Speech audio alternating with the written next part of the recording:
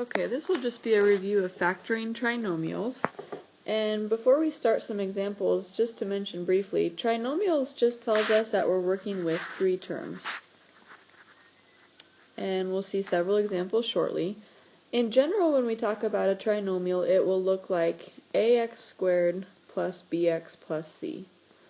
So a, b, and c are just constants, are just numbers, and then of course we have our variable x and x squared. So we find that when our value of a out front here is 1, the factoring is fairly simple. When a is something other than 1, it's a little bit more complex. So we'll look at both of those kind of examples. The other thing to mention is when you're factoring trinomials, you can check your work pretty easily. So let's say, for example, I were to give you x squared plus 5x plus 6, and I told you in factored form that was x plus 2 times x plus 3.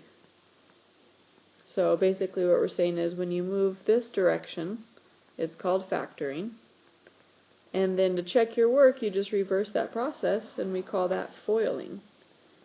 So if I were to multiply the two binomials I got at the end, I would get x squared plus 3x plus 2x plus 6, which of course cleans back up to what we started with.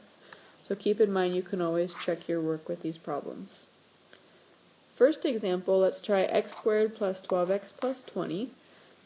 We're looking for two numbers that multiply to 20 and add to 12. So on the side here I'm going to make a list of different ways to multiply to 20. I could do 1 times 20, I could do 2 times 10, or 4 times 5. Notice here I'm sticking only to positive factors because all my terms in the problem are positive, so I don't have to worry about negatives. And looks like the pair here that also adds to 12 would be 2 and 10.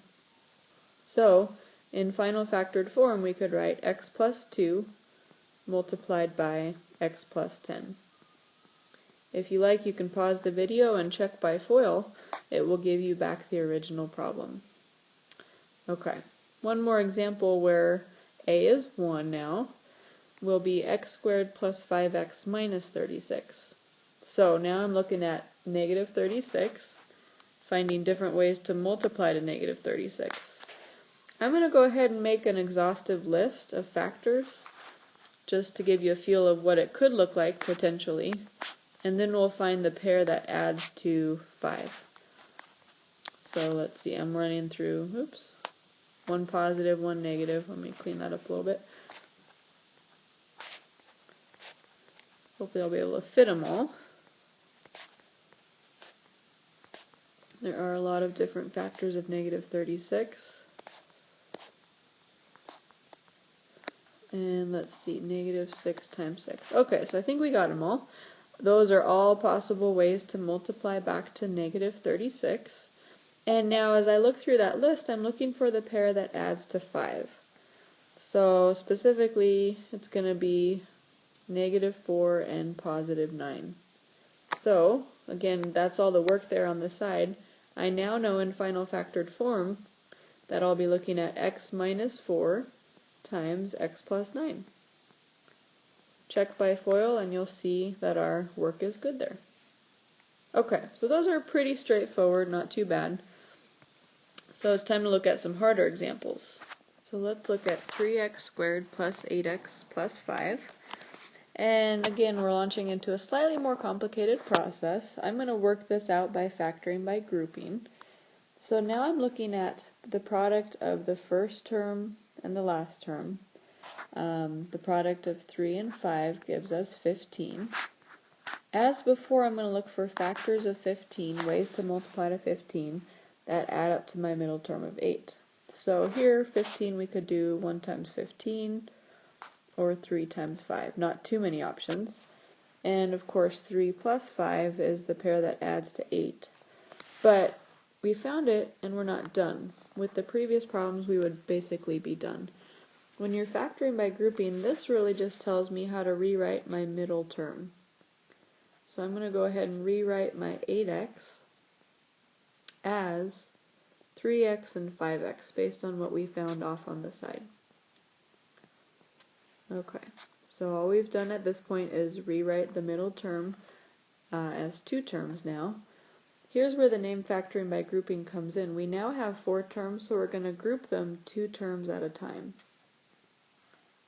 Okay, so what is the greatest common factor of 3x squared and 3x? Hopefully you're thinking about 3 and x, right? If we remove that much from our first group here, we'll be left with just x plus 1. Okay, moving on to our second group, I need the greatest common factor of 5x and 5. That would be 5. Factoring a 5 out of both of those terms, I'll be left with x plus 1. So again, here, if this part was challenging from lines 2 to 3, feel free to do some side work. We're basically just dividing out the common factor to find what's left. At this point, we recognize that we have a common binomial piece. That's important.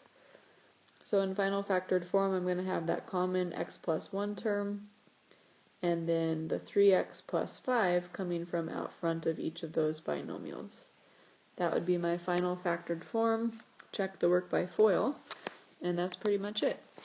So I'll do some more examples in a different video of the more complicated factoring, but that's a push in the right direction. Hope that helps.